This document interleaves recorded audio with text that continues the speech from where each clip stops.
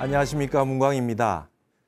탄어사상 한국학을 말하다 오늘 이 시간은 지난 시간에 이어서 탄어 스님의 미래학에 대해서 공부를 좀 해보도록 하겠습니다. 지난 시간에 탄어 스님의 이제 말법시대론에 대해 가지고 어떻게 보셨는가 하는 시작을 좀 했었는데요. 오늘 이 시간은 주제가 이겁니다. 간산사상과 미래학이다. 지구의 격변과 변화에 대한 예견이다. 탄어 스님이 어떻게 이 지구가 흘러갈 것이냐, 그다음에 어떻게 미래가 펼쳐질 것이냐라고 하는 얘기를 해놓으셨는데요. 여기에 대해서 간산사상이다, 제가 이렇게 말을 만들어 가지고 박사 논문에도 쓰고 이게 그 얘기를 탄어 스님의 학술사상이라고 이렇게 얘기를 했습니다. 왜 그러냐 하면 이 간산이라고 하는 것은 우리가 주역도 공부를 하긴 했지만 이 8괴가 있습니다. 8괴 가운데 건곤, 감리, 그죠? 진손, 그다음에 간태라 그래서 이 간이 주역 8괴 가운데 하나가 이제 간괴입니다. 근데 이 간이라고 하는 것이 특별하게 탄어 스님이 출가하기 이전에 이제 육아의 선비들 예전에는 전부 자를 줬습니다. 이름 말고 자가 있거든요. 이제 그 성인이 될 때 무렵 이제 자를 줘가지고 이름은 나의 명예이기 때문에 이름을 잘 안 부릅니다. 그리고 자를 불러요, 친구들끼리도. 그래서 출가하시기 전에 스님의 자가 간산이었습니다. 근데 희한하게 말이죠, 이 간산이라고 하는 것은 우리나라를 간방이라 그러거든요. 우리가 역학에서 간방이라고 하는 건 동북방을 의미합니다. 우리 한국 땅을 간방이라 그래요. 그래서 간산이라는 뜻은 한국이라는 뜻이 담겨 있는 그런 그 의미가 있어요. 그래서 탄어 스님의 지난번에 말씀드렸지, 탄어 스님의 부친께서 율제 선생이 아주 그 보천교의 이인자로서 많은 그 우리의 그 보시금들을 그 상해 임시정부에 김구 선생에게 보내줘서 우리나라의 모든 그 독립운동하는 데에 많은 지원을 했고 민족 정신이 투철하셨다. 그다음에 감옥에 갇혀 있을 때 탄어 스님은 10대 때 이미 부친의 옥살이를 하셨다. 그러면서 아버지가 지어주셨던 이 자가 간산이었습니다. 이 자체가 그냥 한국이라는 뜻이에요. 그래서 저는 이제 이 간산 사상은 특별히 탄어 스님 특유의 민족 불교 사상을 이렇게 간산 사상이라고 칭했습니다. 그리고 나중에도 이제 아시게 되겠지만은 스님께서 출가하셨던 오대산을 우리나라의 간방이라 그래요. 그래서 삼국유사에 보면 이 자장율사께서 중국 가서 오대산에서 문수보살님을 친견했을 때 그 노인으로서 그 응신으로 나왔던 그 문수보살이 하시는 말씀이 너희 나라에 가면 간방에 아주 좋은 땅이 있으니 거기에 가서 이 사리를 모셔라라고 하는 얘기가 삼국유사에 나옵니다. 우리나라의 간방이 곧 오대산이 되겠죠. 근데 탄어 스님이 나중에 출가를 오대산으로 하셨지만 계룡산에 자광사라고 창건을 하게 됩니다. 우리나라에는 말이죠, 계룡산을 또 간산이라 그래요. 한국을 대표하는 중심이 되는 산이다 그래가지고 계룡산을 간산이라고 하기도 합니다. 그래서 여러분, 제가 이 탄어 스님의 미래학과 간산 사상을 다 강의를 하고 나면 한번 계룡산을 한번 답사를 가서 여러분에게 다 화면으로 보여드리고자 합니다. 아마 초파일에 특집으로 아마 나가게 될 것으로 예측이 되는데요. 그때 이제 이 간산이라고 하는 모든 모습들을 다 사상을 아시게 될 겁니다. 그래서 탄어 스님의 우리 민족 불교 사상, 불교를 중심으로 해서 우리 민족 정신에 나타난 사상을 저는 간산 사상이라고 그렇게 칭을 했고요. 그다음에 여기에 있는 간산 사상이라고 하는 건 한국 땅이 앞으로 세계의 중심국이 될 것이다라고 하는 것이기 때문에 탄어 스님의 그 독특한 미래학이라고 하는 형태를 또 간산 사상이라고 이야기할 수 있을 것이다. 이렇게 지금 저는 그 학술 논문에 썼습니다. 그래서 이제 스님의 간산 사상이라고 하는 것은 민족 불교 정신이고 한국이 뭔가 이 후천 세계의 중심이 되는 나라가 될 것이고 우리의 문화와 정신이 무력이 아닌 문화의 시대가 올 때는 한국의 정신 문명이 크게 역할을 할 것이다. 도덕 군자의 나라이기 때문에 그렇다. 이런 것으로 이제 해석을 하신 거죠. 탄어 스님이 이제 출가에 하셨을 때 이 하기 전에 간이라고 하는 단어를 썼는데 역학에서는 이 간을 뭘로 보냐? 동북방이라고 보고요. 그다음에 이 그칠 지자 지하라고 풉니다. 지하라고 풉니다. 그래서 이 지하라고 하는 것을 가지고 타너 스님은 그런 말씀도 합니다. 세상의 모든 것들이 환란이나 지진이나 뭐 역병이나 이런 것도 결국 우리나라에 들어오면 마지막에 그치게 된다. 진행이 멈추게 된다. 이렇게 설명을 하신 바가 있어요. 그리고 이 형제, 부모 이런 걸로 볼 때 소남으로 봅니다. 이 양효가 하나 있고 음효가 두 개가 있어서 소남으로 봅니다. 젊은 청년이다 이 뜻입니다. 한국 땅이. 그래서 예를 들면 BTS 같은 것도 이게 소남의 정신으로 풀 수가 있습니다. 뭔가 한국 땅에 간에 이 운기가 오면 타너 스님 이걸 간도수라 그래요. 간에 운이 들어오게 돼서 한국이 세계적인 역할을 하게 될 때 한국의 청년 정신이 세계를 한번 놀라게 할 거다. 그러면서 타너 스님 당시에 그런 말씀도 하셨습니다. 4.19라고 하는 것이 대학생들의 정신 아니냐. 전 세계가 대학생들의 이 밝은 정의의 외침을 통해 가지고 정부가 뒤바뀌는 경우는 거의 없다. 이게 바로 우리가 소남을 의미하는 간방에서 우리의 운이 도래하고 있다는 것을 의미하는 것이다. 이렇게 말씀하셨고 그때 당시에 타너 스님이 이제 상학적으로 관상 이런 데도 대가 있었기 때문에 이런 말씀도 하셨죠. 지금 젊은 청년들의 얼굴을 봐라. 우리보다 훨씬 복이 많고 잘 살 것이다. 우리의 미래가 밝다는 것이 젊은 사람들의 모습을 보면 환하게 알 수 있다. 앞으로 우리는 청년 정신이 한국에 큰 역할을 할 것이다. 이렇게 얘기했는데 스님이 40여 년 전에 얘기했지만 이제는 BTS가 전 세계에 한국어로 노래해서 빌보드 차트 1위를 하는 그런 시대가 오지 않았습니까?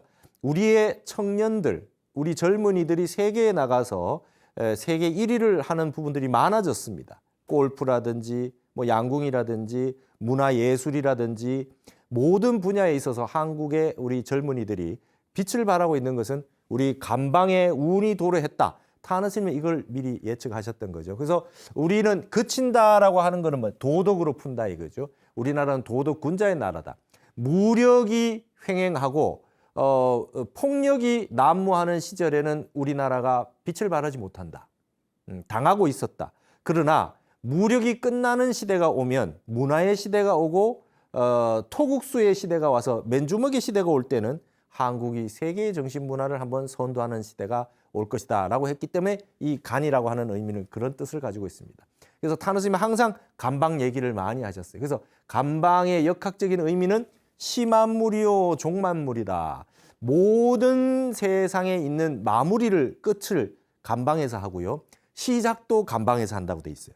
그러니까 끝과 시작을 하는 것의 의미를 주역에서는 간이라 그럽니다.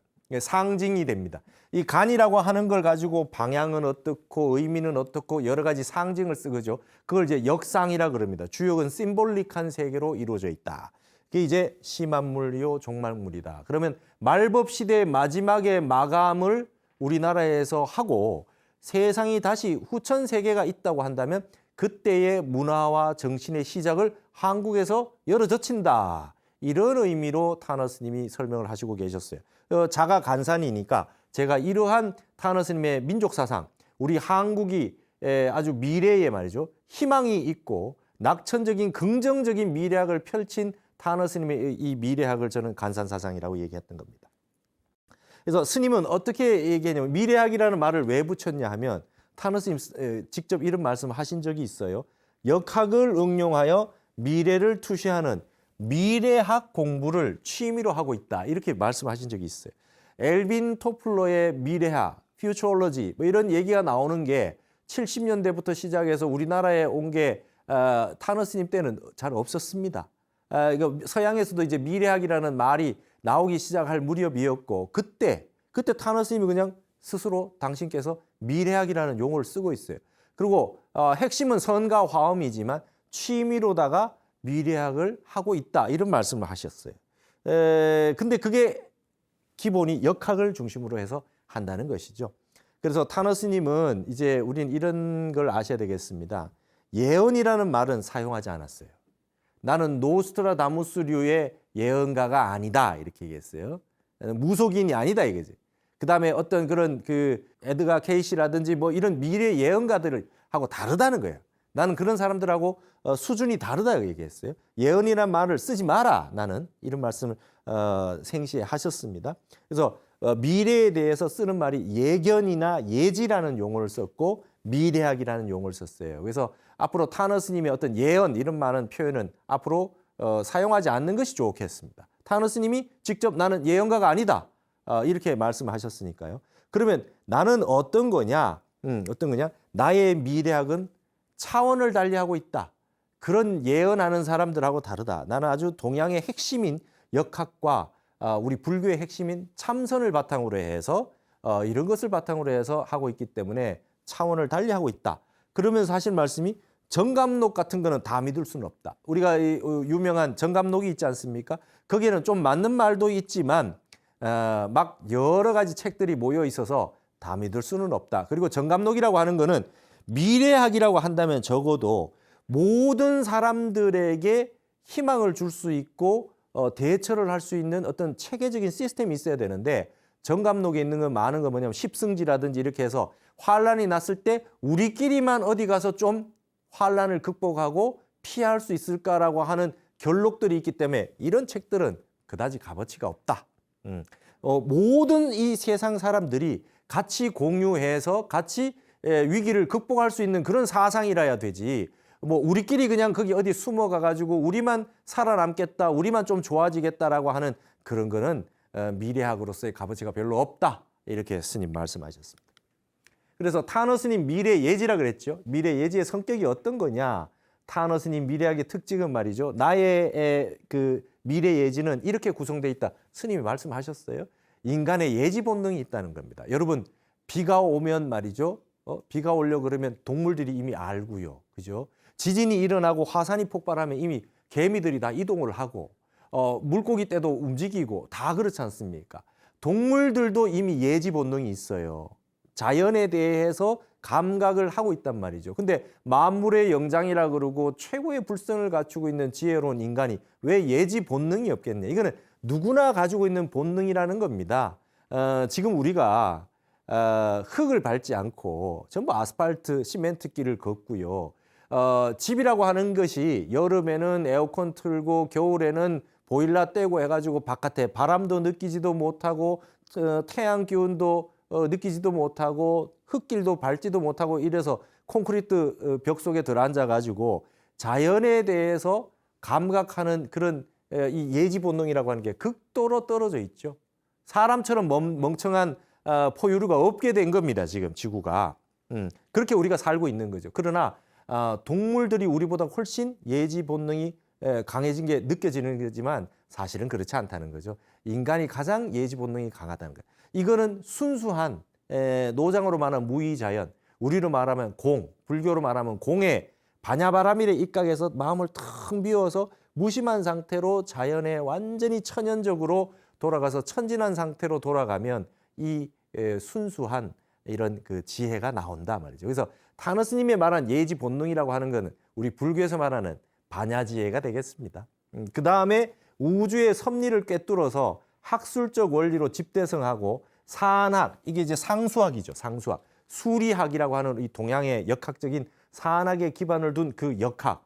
이걸 나는 아주 깊이 평생을 연구했다 이런 말씀하셨고, 그 다음에 깊은 선정을 통한 나름대로 숙명통, 이제 화엄경에 보면 십통품이 있어요. 그 속에 이제 미래를 예지할 수 있는 숙명통이 있다라고 나오잖아요.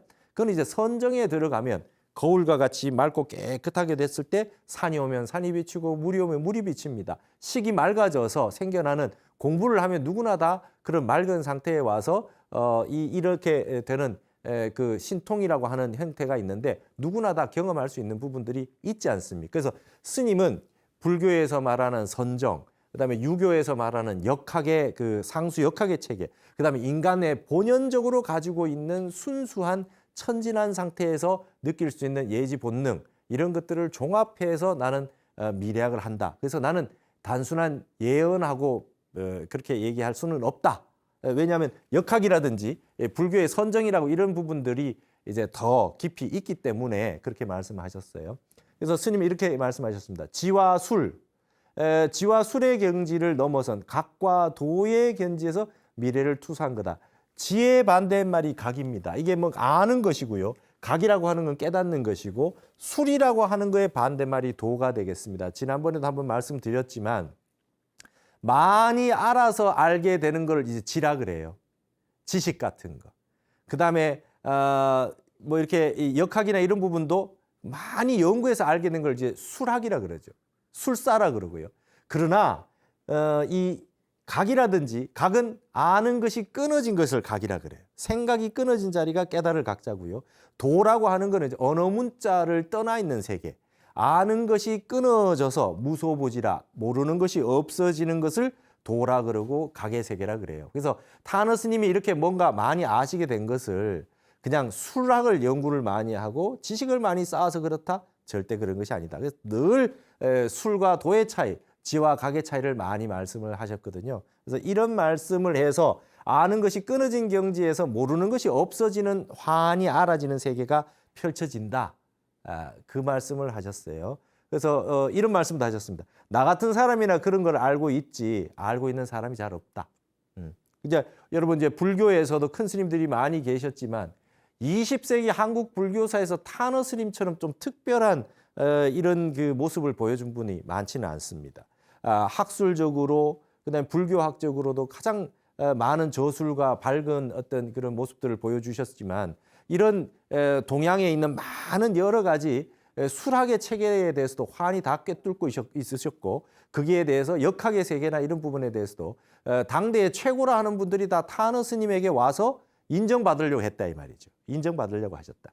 그래서 아주 스님은 오는 사람 막지 않고 누구나 와서 대화를 하도록 문호를 열어가지고 다 얘기를 펼쳐놓고 해보자 이렇게 하셨던 분이거든요. 그런 부분에서 아주 대단한 모습을 보여줬다. 근데 이제 타너 스님 많이 알고 계신 부분을 말씀을 하셨지만 당시의 시대적 한계 때문에 다 말씀도 못 하셨을 겁니다. 그래서 지금 얘기하면 못 알아들으니까 내가 얘기를 다 하면 내가 미친놈이 된다 이런 말씀까지 하셨어요. 그러면서 어떤 말씀을 하셨냐면 이 구절이 말이죠. 성명규지라고 하는 이제 그 도교에 수련하는 비법이 나와 있는 책인데 제가 이제 이 구절만 보고 그 책을 찾아봤더니 저 성명규지라는 책이 나와요. 그러니까 타너 스님이 도대체 얼마나 많은 책을 보셨는가 이 말입니다. 도교에 수련하는 비법이 담겨 있는 그런 책입니다. 여기 이런 말이 있어요. 상봉차리 입담자여 천만인중 무일이니라 이런 구절이 성명규지에 있는데 이 뜻이 뭐냐? 서로 만나 이러한 이치를 담론하는 이는 천만인 가운데서 한 사람도 없을 것이다. 이 말이 바로 내 말이다. 이렇게 타너 스님이 얘기했단 말이죠.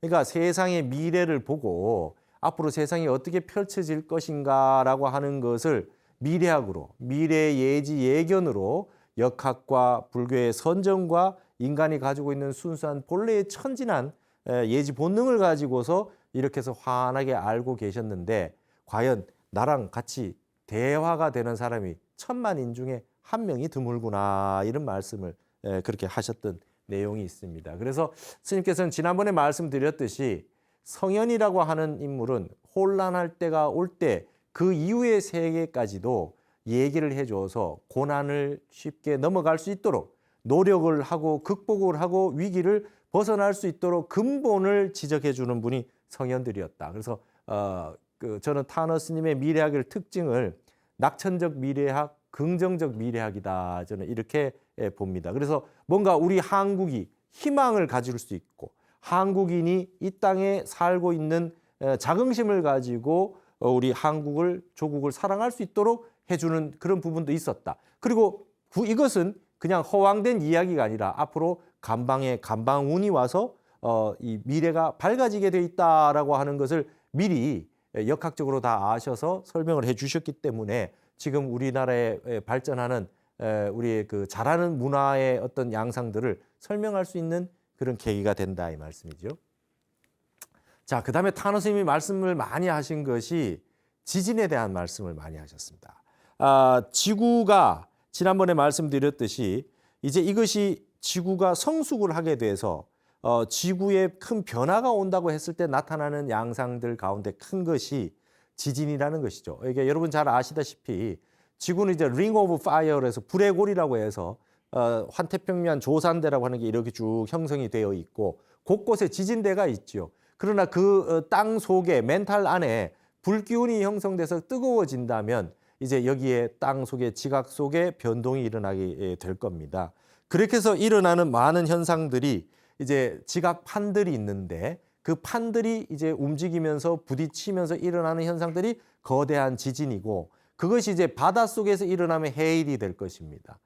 그런 형태가 나타나서 지구에 굉장히 많은 변동이 일어나고 그걸 거치고 난 다음에 이제 새로운 세상이 한번 오게 된다 이 말씀인데요. 거기에서 다가올 지구촌의 대격변과 변화에 대해서 타너 선생님 적극적으로 의견을 피력했어요. 그래서 제가 이거를 박사 논문을 쓰면서 이건 학술적인 논문인데 이 부분들을 미래학 부분이나 지진 예견 이런 부분을 논문을 쓸 것이냐 말 것이냐 아니면 어떻게 해야 되느냐 저도 굉장히 고민이 많았죠. 제가 최초로 박사 논문을 쓰니까. 그래서 일부의 스님들이나 여러 어른들도 그건 좀 빼는 게 어떻겠느냐 이런 말씀하시는 분도 계셨고 스님께서 당시에 강의를 하시거나 큰 법회를 열거나 월정사에서 2달간 동양학 특강 그다음에 화엄학 강좌 이런 걸 하실 때도 마지막에 반드시 마무리를 이 미래의 학을 얘기를 하시면서 정역을 얘기하고 이런 부분으로 마감을 하셨거든요. 그래서 마지막에 꼭 이 말씀을 하셨단 말이죠. 그래서 제가 연구자의 입장으로서 이것을 쓰지 않을 수 없었습니다. 그러면 그러려면 저도 이 내용들을 납득이 가야 되고 스님이 아시는 만큼 알지 않으면 이걸 말하기도 힘들고 왜곡하게 되지 않습니까? 그래서 제가 타너 스님 말씀하셨던 그런 내용들을 김일부 선생의 정의학 같은 걸 거의 10년 가까이 독학을 하고 나와 있는 책들을 다 보면서 공부를 했어요. 그리고 타너 스님은 타너 스님의 예견이 정역의 어떤 부분을 가지고서 예견을 하셨는지 어떤 걸 가지고 이렇게 설명을 했는지 이런 부분들을 이제 다 찾아서 제가 완벽하게 납득이 되지 않으면 쓰지 않기로 하고 그렇게 해서 이제 연구를 했죠. 그래서 그 결과로 뭔가 이제 타너 스님 말씀하실 때 조금 전에 보셨듯이 내가 지금 얘기할 수 있는 걸 다 얘기를 할 수가 없다. 누구와 같이 더불어 얘기를 하겠느냐 했는데 지금 이제 거의 40년이 흘렀기 때문에 이제는 타너 스님의 뜻이 어떠했다라고 하는 거를 학술적으로 체계적으로 설명할 필요는 있는 세상이 됐다. 제 판단이 그러하기 때문에 이렇게 제 나름대로 이해를 하고 그다음에 분석을 하고 해석을 한 부분을 이렇게 말씀을 드리고 있는 것입니다. 타너 스님 특히 지진에 대한 말씀을 굉장히 많이 하셨는데 지금 우리가 지금 이 앞에 있었던 2000년대 이후에 있었던 큰 지진만 해도 이렇게 보십시오. 2004년에 서남아시아에 대규모 지진 해일이 일어나서 이때 이제 쓰나미라는 말이 생겨나기 시작했고요. 2008년에 중국의 사천성의 지진이 일어났습니다. 여러분 중국도 이 불의 골이라고 하는 게 이렇게 환태평양 조산대만 있는 것이 아니라 중국 대륙으로도 지진대가 다 형성돼 있지요. 그다음에 2011년에 일본 동일본 대지진이라고 하는 9.5라고 하는 그런 진도로 엄청난 지진이 있었습니다. 그 지진이 있은 다음에 일본의 스시마 섬 있는 그쪽에가 지진판이 4개가 붙어 있잖아요. 그렇기 때문에 거기가 다 움직였을 것입니다. 그러면 그 지진판이 움직이면 흔들리면 우리나라에도 영향이 없었다고 볼 수 없습니다. 일본의 큰 지진이 오고 난 다음에는 우리나라도 반드시 지진판이 흔들렸을 것이다. 그래서 양산단층이 흔들려서 일어나는 형태가 2016년에 경주와 2017년에 포항에서 지진이 5를 넘어가는 지진이 이제 왔던 것이죠. 그러니까 한반도도 지진에서 마냥 자유롭지만은 않습니다. 그러나 다른 그 어떤 나라보다도 타너 스님 말씀이 다른 나라보다 그래도 지진의 안전지대다. 그나마. 그렇지만 전혀 지진이 없다라고 설명할 수가 없다. 이렇게 스님께서 분명히 말씀을 하셨거든요. 우리가 이런 부분도 대비를 해야 됩니다. 벌써 40여 년 전부터 타너 스님이 이 말씀을 하셨는데 우리가 넋 놓고 있어서는 안 되겠다는 것이죠. 그래서 우리나라도 앞으로 이 그 땅에 있는 지질에 대한 연구라든지 너무 지하철이라든지 터널이라든지 이런 부분에서 지각이 너무 약하게 만들고 지금 이제 싱크홀도 많이 나오고 있는데 이런 부분에 대한 연구와 대비가 있어야 합니다. 일본은 지진이 많이 나니까 내진 구조라든지 설계할 때부터 많이 해서 지진 7이 일어날 정도가 돼도 흔들리는 정도나 있을 뿐이지 건물이 무너지지 않게 열심히 그 연구를 해서 해왔지만 우리는 지진이 그거보다 약하게 온다 하더라도 너무나 허술한 부분이 있지 않겠느냐. 지금부터라도 앞으로 굉장히 이런 부분에 신경을 써야 된다고 이렇게 봅니다. 그래서 지진 예견의 이제 예시들이 있는데요. 제가 여기 저의 책에 타너 스님이 그동안 하셨던 지진에 관련됐던 말씀이 나온 건 여기에 전부 다 모아놨습니다. 이 책에 다 모아놨기 때문에 한번 여러분들이 관심 있는 분들은 이렇게 보시면 되겠습니다. 그 설명은 제대로 뒷부분에서 많이 하지만 타너 스님이 언급하셨던 부분들은 대충 다 모아놨습니다. 그 대표적인 몇 가지만 보면 이렇습니다. 한국의 동남 해안 쪽 백여리의 땅이 피해를 입고 서부 해안 쪽은 융기하여 땅이 늘어난다 이런 말씀하셨어요.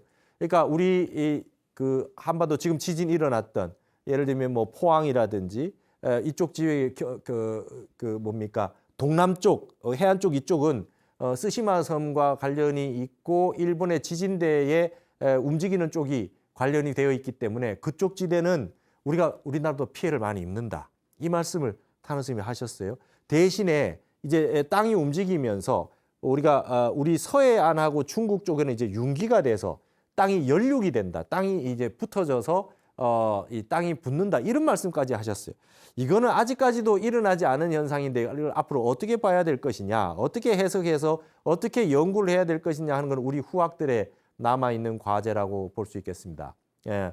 근데 지금까지 있어왔던 타너 스님의 말씀들이 거의 틀린 것이 없기 때문에 이런 부분을 아주 깊이 있게 우리 전 국민이 말이죠. 이런 것을 좀 알고 정책에 반영도 하고 국가 미래를 준비를 좀 해야 되지 않겠느냐 이런 생각이 듭니다. 그리고 여러분 잘 아시다시피 일본은 뭐 지진이 나서 침몰을 한다 이런 말씀 많이 들어보셨잖아요. 그 말씀이 이제 타너 스님 말씀에 나오는 내용이죠. 우리는 감방이면 일본은 손방입니다. 8개 가운데 손방은 입야로 푼다. 들어갈 입으로 푼다는 거예요. 그래서 우리나라는 감방이니까 동북방이니까 지하로 푼다. 지진이 와도 그치는 나라다. 우리까지 다 오지를 않는 결국 우리 땅에서는 그치게 된다로 푸는데 일본은 지진이 나면 입야라 들어간다 이게 쑥 꺼진다 이거죠. 그래서 그 북빙하가 녹을 때 3분의 2가 일본은 물에 잠겨서 독립을 유지하게도 작은 영토만 남는다 이런 말씀을 하셨어요. 그러니까 이걸 이제 쉬쉬할 것이 아니라 이런 역학적 원리에 의해서 스님이 말씀하신 부분이 있다. 그런 말씀을 하셨습니다. 그러면서 개인적으로도 업의 과부가 있지만 국가적으로도 큰 분야에서 봤을 때는 인과가 역연하다 이런 말씀을 하셨습니다. 우리나라는 우리 조상님들이 당하고 두들겨 맞고 이웃 나라로부터 침범을 많이 받아도 이 진심을 내지 않고 우리 땅을 보존하는 데 정도까지만 싸웠지 다른 나라와 그렇게 폭력적으로 하지 않았던 그런 이 조상님들의 음덕이 우리 후손들에게 미쳐서 앞으로 뒤에 좋은 과보를 받을 것이고 일본처럼 남의 나라를 저렇게 괴롭히고 저렇게 하면 틀림없이 뭔가 과보를 받는다 이런 말씀도 하셨습니다. 중국 본토 역시 균열이 일어난답니다. 그래서 만주와 중국이 이제 지금 통일 국가가 돼 가지고 여러 민족들의 그 자치구들로 구성이 돼 있어서 중앙 집권적인 그 중국이라고 하는 나라가 되어 있지만 중국도 중국 본토가 균열이 온다. 그래서 자치구나 이런 부분들을 전부 다 그 관리를 하기 어려워지는 상황이 오고 그런 형태가 일어난다. 그럴 때 우리의 원래 고구려 땅이었던 만주나 요동 이런 부분들이 자연스럽게 우리 영토로 다시 들어온다. 이런 말씀을 타너 스님이 하셨죠. 미국 전역도 소가 된다. 이 늪소자입니다. 중간중간에 이제 이 호수처럼 말이죠. 물이 생긴다 이 말이에요. 미국도 안전하지 않다는 것입니다. 그러니까 중요한 나라들에 대해서 스님들이 스님께서 이런 말씀들을 해 놓으셨다는 거죠. 그래서 이런 부분들은 이 스님께서 그러셔서 나는 과학은 잘 모른다. 과학은 잘 모르는데 땅에 불기운이 들어왔고 그다음에 그것이 역학적으로 그렇게 되는 거지 과학적으로 설명하라 그러면 설명할 수는 없다. 그런 말씀하셨어요. 그래서 어떤 일이 있었냐면 스님께서 말이죠. 인도의 성지순례를 가서 그것을 KBS에서 촬영을 해서 10주 이상을 TV에 방영했던 적이 있었습니다. 다큐멘터리로. 그래서 불교의 성지를 가는 그 프로그램이었는데 거기에 이제 그 전체 다큐멘터리를 만들었던 PD 분이 계셨어요. 그분 아주 유명하셔가지고 아시안 게임, 서울 올림픽까지도 그 제작을 하셨던 그런 분인데 타너 스님과 같이 갔을 때 스님께서 이제 인도 성지순례를 갔으니까 네팔 같은데 가지 않으셨겠습니까? 그런데 이제 거기 가면 히말라야 산맥들이 있죠. 그걸 보고 타너 스님이 그러셨답니다. 저 히말라야 산에 눈 덮인 설산도 앞으로 저게 다 녹아 그러셨대요. 그랬더니 이 PD 분이 말이죠. 아유 스님 말도 안 되는 말씀 하지 마십시오. 그리고 핀잔을 줬다는 거예요. 그분이 이제 2020년 초에 돌아가셨는데 그분 말씀이 뭐냐면 내가 그때 아무것도 모르고 타너 스님한테 핀잔을 주고 말을 막아버렸다. 그때 내가 스님에게 자세하게 좀 말씀을 듣고 그랬더라고 한다면 그 이후에 많은 다큐멘터리를 제작을 하고 그랬을 텐데 얼마나 도움을 받았겠느냐. 내가 그때 참 스님에게 그렇게 그 무안할 정도로 핀잔을 줘서 말씀을 못하게 했던 그걸 참 죄송하게 생각하고 참회를 한다. 마지막에 그렇게 말씀을 하셨던 그런 일이 있습니다.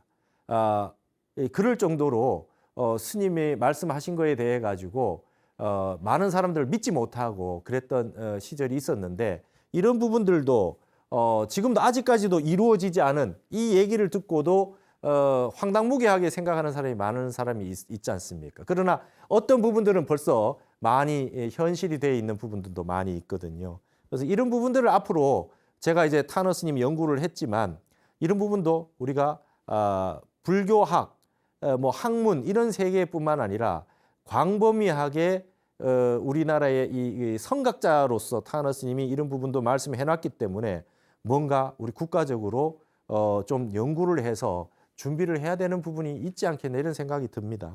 그래서 타너 스님 말씀이 이랬습니다. 비극적인 인류의 운명이 기다리고 있다. 앞으로 뭔가 대환란이 한번 올 것 같다. 타너 스님 말씀하셨고 전 세계 인구의 6할 내지 8할이 피해를 본다. 무서운 얘기입니다.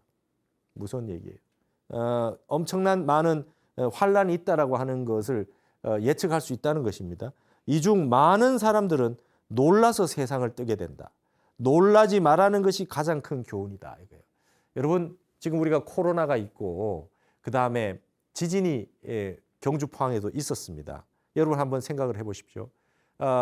경주 포항에서 지진을 겪으신 분들은 여진이 올 때 수백 차례 2.5, 뭐 3 이런 식으로 여진이 수백 차례 옵니다. 그 이후에 본진이 있고 난 다음에. 그랬을 때 우리는 뉴스를 보면서 여진이 왔구나 이러고 말지만 바로 그 땅에 사시는 분들은 여진이 올 때마다 깜짝깜짝 놀라게 되죠. 이게 본래 있었던 그 큰 지진과 같은 것은 아닌지 아니면 더 큰 지진은 아닌지 올 때마다 놀랄 겁니다. 아니 이건 여진이야 이렇게 생각할 수가 없죠. 올 때마다 놀랄 겁니다. 그래서 이게 무서운 겁니다. 여러분 우리 코로나를 겪으면서도 그랬죠. 예, 어떻습니까? 주변에 코로나 걸린 사람 만나보지는 못했으나 늘 마스크를 쓰고 늘 불안, 공포 그런 마음 속에서 불안한 마음 속에서 지내게 될 수밖에 없지 않습니까? 이 마음의 스트레스와 이 불안 초조라고 하는 건 말로 할 수 없거든요. 환란이 일어날 때 환란으로서 많은 사람이 당사자로서 산사태라든지 뭐 이런 부분으로 세상을 뜨는 것보다 그 옆에 있는 사람들이 보고 그다음에 공포스럽고 걱정하고 이런 것이 지속되고 시간이 지속되면서 마음에 많은 정신적인 그런 병증들이 생겨날 수밖에 없다는 거죠. 그래서 타너 스님 하신 말씀이 우리가 이 타너 사상 한국학을 말하다해서 처음으로 타너 스님의 핵심 사상은 선사상이다. 제가 이렇게 말씀드렸는데 앞으로 미래 세계를 준비하는 것으로서의 가장 큰 준비는 참선이라는 거죠. 마음을 흔들리지 않도록 어떻게 부동심을 가질 수 있느냐. 어떻게 매일 정진을 함으로 인해서 어떤 뉴스를 보고 어떤 상황이 오더라도 마음을 움직이지 않을 수 있느냐. 어떻게 선정을 유지하느냐. 이것이 앞으로 미래를 준비하는 가장 근본이라는 겁니다. 사재기를 하는 것이 중요한 것이 아니라 어떤 사태가 오더라도 지금은 말법시대다. 지금 환란이 있다. 어쩔 수 없다. 그러나 이런 상황에서 마음을 평정심을 유지할 수 있는 그 내면의 심성을 길러야 된다는 겁니다. 여러분 어떠한 형태가 일어나도 어떤 사람은 말이죠. 겁이 나서 도망을 가지만 어떤 위기가 와도 그때 자기는 마음이 흔들리지 않고 옆에 사람을 도와주려고 하고 남을 구해주려고 하는 그런 대인의 마음, 군자의 마음, 호연지기를 가진 사람이 반드시 있지 않습니까? 똑같은 마음을 가지고 어떤 사람은 불안공포 초조로 병이 생기는데 어떤 분은 그 옆에 있는 사람을 도와주려고 하는 마음을 내는 사람들이 영웅들이 나오게 되는 것입니다. 우리가 타너 스님이 수십 년 전에 왜 이런 말씀을 미리 하셨겠느냐? 참선을 해서 마음을 요동치지 말아라 라고 하는 것을 설명해 주기 위해서 스님께서 얘기하셨다. 이런 것들이 타너 스님의 핵심이지 미래를 뭐 예견해서 맞추고 뭐 알았고 이렇게 하는데 스님의 종지가 있었던 것이 아닙니다. 뭔가 지금 우리가 코로나만 해도 타너 스님의 이 사상을 가지고 코로나를 맞이할 수가 있지요. 어차피 오는 병질이라고 하는 것은 우리가 벗어날 수가 없지 않습니까? 그러나 이거를 어떻게 우리가 대응을 하고 어떻게 우리가 맞아야 해야 될까라고 하는 것은 우리가 마음에 달려 있는 겁니다.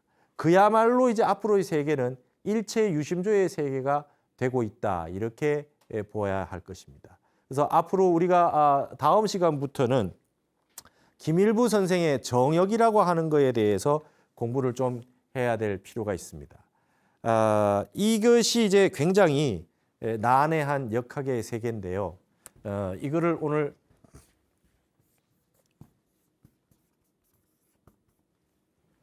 시작을 좀 하겠습니다. 이 역이라고 하는 것이 정역인데요. 정역은 다른 말로 윤역의 반대말입니다. 지금 우리가 겪고 있는 이 세계는 말이죠. 윤달이 있는 윤역입니다. 그 다음에 1년이 말이죠. 정확하게 360일이 되지 않아서 뒷소수점짜리가 자꾸 남으로 인해 가지고 정확하게 뭔가 딱 떨어지지 않게 돌아가고 있는 역입니다. 그래서 이 정역이라고 하는 거는 여기에서 윤역이 정역이 된다는 거고 역이라고 하는 것은 뭐냐면 이게 달력입니다. 달력. 달력이 새로 만들어진다라고 하는 겁니다. 1년이 정확하게 360일이 된다는 그런 개념으로 나오는 것이 김일부 선생의 정역입니다. 그래서 이 김일부 선생은 호가 일부고요. 이름이 김항이라고 하는 분입니다. 일부 김항입니다. 항상 할 때 항자. 이것도 주역에 괴 항께가 있죠. 그래서 김일부 선생이 어디서 계룡산 지역에서 태어나셨던 분. 김일부 선생이 나온 분이 충남 연산 지역에서 태어나신 분이거든요. 이분이 연산이라고 하는 게 뭡니까? 연산이 간꾀입니다. 주역에서 간꾀예요. 간꾀입니다. 이렇게 생긴 겁니다. 위에 그렇죠. 이게 간이 의미하는 게 산이거든요. 여기 위에 산이 하나 있고 산이 하나 있어서 산이 두 개 이어졌다 해서 연산입니다. 그래서 연산이라는 충청남도의 일부 김항이라는 분이 태어났는데 이분이 간꾀라고 하는 이 연산역에 해당하는 계룡산에서 태어나셔가지고 이분이 정역이라고 하는 것을 만들었다는 것이죠. 근데 이거는 그러면 어떤 거냐? 충남 연산의 출생으로서 지금은 논산군 양촌면입니다. 저는 여기에 다 답사를 다 다녀왔어요. 실학자 이서구의 제자인 연담 이윤규 선생을 스승으로 모시고 역학 연구에 몰입해서 20여 년간 일심정진 끝에 1885년에 정역이라고 하는 책을 완성했어요. 1879년에 말이죠. 여기에 보시면 수련을 하던 중에 수년간 1879년부터 하늘에 8개의 괴상이 이렇게 떠돌아 다니는 거죠. 기존에 보지 못했던 8개의 괴상이 허공 중에 떠도는 것을 보고서 이 그림을 놓고 연구를 하시다가 정역의 이치를 발견해서 이것이 정역이라는 이름도 만들고 이게 돼서 글도 쓰신 겁니다. 약 4,700여 자가 됩니다. 노자 도덕경보다 도덕경과 길이가 양이 비슷한 그 정역이라는 책이 있어요. 그래서 이때 1885년에 정역이라는 책을 완성을 했고 타너 스님의 역학이라고 하는 것은 주역을 비롯해서 정역에 나온 내용들을 중심으로 해서 봤다는 거죠. 이 내용은 어떠냐? 향후 1885년 이후에 김일부 선생이 써서 앞으로 100년 뒤의 역사에 이 지구의 미래에 대해서 설해주는 역학의 책이다 이런 말씀을 하셨다 그래요. 그래서 타너 스님이 1983년에 입적하시면서 이제 정역의 시대가 한번 펼쳐질 것이다 이렇게 말씀을 하셨습니다. 그래서 이 정역과 관련되어서 다음 시간에 좀 더 자세하게 풀이를 해드리도록 하겠습니다. 타너 스님은 정역을 어떻게 해석을 하셨으며 이걸 가지고 앞으로 지구의 미래에 대해서 어떻게 설명을 하셨는가에 대해서 타너 스님의 정역 해설에 대해서 제가 설명을 드리고 제가 그동안 독학을 해서 정역을 공부를 해서 타너 스님이 이런 말씀은 정역의 이 구절에서 도출되었구나 이런 부분들도 설명을 해 드리고자 합니다. 그래서 오늘은 타너 스님의 이런 그 여러 가지 미래에 대한 이야기, 그 다음에 지진에 대한 이야기, 그 다음에 정역에서 비롯되었다. 정역을 역학적으로 풀이한 부분이 있다라고 하는 부분까지 말씀을 드렸습니다. 다음 시간에 이것을 이어서 깊이 있게 공부를 한번 해보도록 하겠습니다. 감사합니다.